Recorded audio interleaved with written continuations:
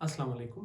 पिछले लेक्चर में हम लोगों ने डिस्कस किया आपके 10 मार्क्स की प्रीपोजिशंस कहाँ से पढ़े और कैसे पढ़े। हम लोगों ने बोला कि सबसे इजी वे ये है प्रीपोजिशन को टैकल करने के लिए आप रेन एंड मार्टिन की किताब उठाएं, प्रीपोजिशंस के रूल्स पढ़ लें वहाँ से, और मोस्ट इम्पोर्टेंटली वहाँ पर जो आपको चैप्टर्स या एक्सरसाइजेस दिए गए हैं तो उन एक्सरसाइजेस को आप एक बार अटेम्प्ट कर लें और फिर उन आंसर्स को आंसर की के साथ क्या कर ले, कंपेयर कर ले, ताकि आपकी असेसमेंट हो सके कि आप कितने परसेंट प्रीपोजिशंस पे आपका ग्रिप है और कितना नहीं है।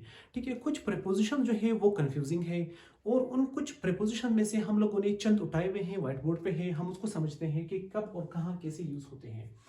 जिस तरह से आपके सामने है ओवर, अबव एंड ऑन।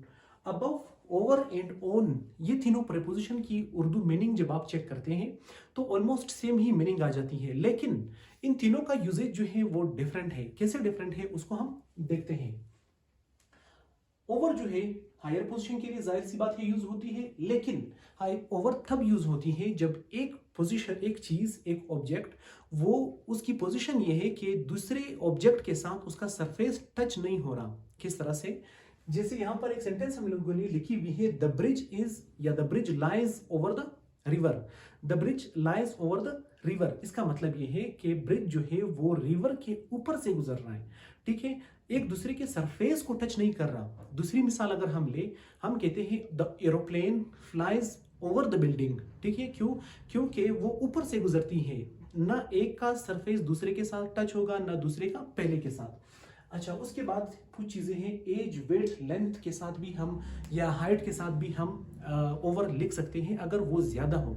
ठीक है, हम कहते हैं ना कि ओवर वेट, फला जो है वो ओवर वेट बंदा है, ओवर एज बंदा है। ठीक है, उस सेंस में हम ओवर यूज कर सकते हैं।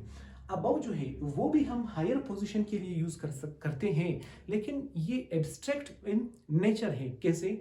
हम लोग डिग्रीज, रैंक, स्केल, लेवल को स्पेसिफाई करने के लिए हमेशा क्या यूज करते हैं? अबव यूज करते हैं। कैसे?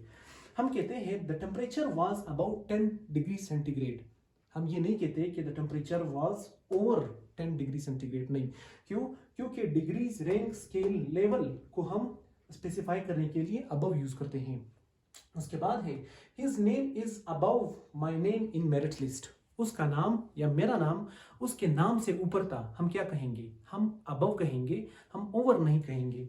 उसके बाद है सबसे आसान वाला ओन। ओन, जब एक चीज दूसरे के ऊपर भी हो और दोनों एक दूसरे के सरफेस को टच भी कर रहे हो, सबसे आसान वाला ये है। अच्छा, अंडर। अंडर कब हम यूज करते हैं? एक चीज दूसरे से लोअर इन पोजिशन हो, सेकेंडली वो कवर्ड नहीं हो। कैसे? हम कहते हैं the cat is under the table, यानी इसका ये मतलब है केट टेबल के नीचे तो है लेकिन फुली कवर्ड नहीं है। जब एक चीज दूसरी चीज से फुली कवर्ड नहीं हो, उस सेंस में हम क्या यूज करते हैं? अंडर यूज करते हैं। ठीक है, again age, weight, length, height के लिए भी हम यूज करते हैं। ठीक है, under weight, under under age, under weight. ठीक है, उसके बाद है बिलो। बिलो हम कब यूज करते हैं?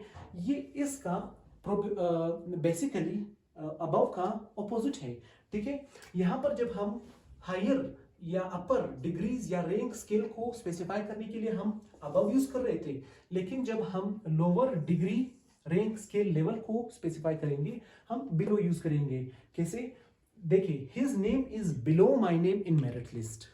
ठीक है, उसके बाद है टुमारो टेम्परेचर विल बिलो या फॉल बिलो 0 डिग्री सेंटीग्रेड। ठीक है, तो डिग्रीज, स्केल, लेवल्स, रैंक्स को स्पेसिफाई करने के लिए हम बिलो यूज कर लेंगे। Your result is below my expectation. ठीक है, डिग्री को स्पेसिफाई करने के लिए हम बिलो यूज करते हैं। उसके बाद है बीनीथ। बीनीथ और अंडर में सिर्फ इतना डिफरेंस है, दोनों दोनों का एक ही मीनिंग है, नीचे, लेकिन यहां पर अनकवर्ड ऑब्जेक्ट, यहां पर फुली कवर्ड। एक चीज अगर दूसरे से फुली कवर्ड हो